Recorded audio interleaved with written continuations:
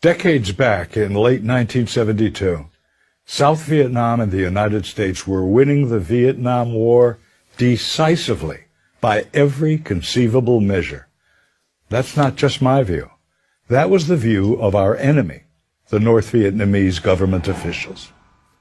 Victory was apparent when President Nixon ordered the U.S. Air Force to bomb industrial and military targets in Hanoi, North Vietnam's capital city, and in Haiphong, its major port city. And we would stop the bombing if the North Vietnamese would attend the Paris peace talks that they had left earlier. The North Vietnamese did go back to the Paris peace talks, and we did stop the bombing, as promised. On January the 23rd of 1973, President Nixon gave a speech to the nation on primetime television, announcing that the Paris Peace Accords had been initialed by the United States, South Vietnam, North Vietnam, the Viet Cong, and the accords would be signed on the 27th. What the United States and South Vietnam received in those accords was victory. At the White House, it was called VV Day, Victory in Vietnam Day. The U.S. backed up that victory with a simple pledge within the Paris Peace Accords, saying should the South require any military hardware to defend itself against any North Vietnam aggression, we would provide replacement aid to the South on a piece-by-piece, one-to-one replacement, meaning a bullet for a bullet, a helicopter for a helicopter. For all things lost, replacement. The advance of communist tyranny had been halted by those accords. Then it all came apart, and it happened this way. In August of the following year, 1974, President Nixon resigned his office as a result of what became known as Watergate.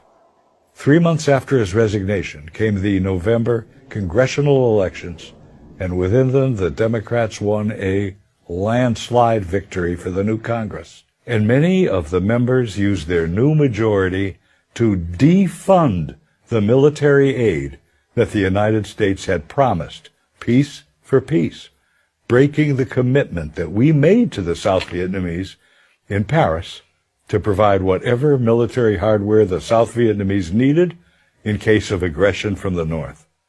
Put simply and accurately, a majority of Democrats of the 94th Congress did not keep the word of the United States.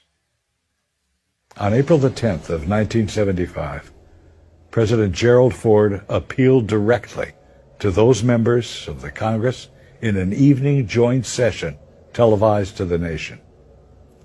In that speech, he literally begged the Congress to keep the word of the United States.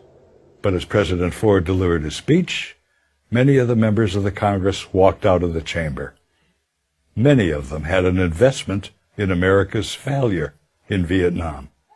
They had participated in demonstrations against the war for many years, and they wouldn't give the aid. On April the 30th, South Vietnam surrendered, and re-education camps were constructed, and the phenomenon of the boat people began. If the South Vietnamese had received the arms that the United States promised, would the result have been different? It already had been different. The North Vietnamese leaders admitted that they were testing the new president, Gerald Ford, and they took one village after another, then cities, then provinces, and our only response was to go back on our word. The U.S. did not resupply the South Vietnamese as we had promised.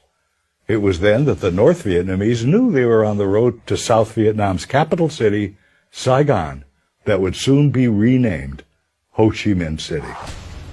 Former Arkansas Senator William Fulbright, who had been the chairman of the Senate Foreign Relations Committee, made a public statement about the surrender of South Vietnam. He said this, "I am no more distressed than I would be about Arkansas losing a football game to Texas." The U.S. knew that North Vietnam would violate the accords, and so we planned for it. What we did not know was that our own Congress would violate the accords, and violate them, of all things, on behalf of the North Vietnamese. That's what happened. I'm Bruce Hershenson.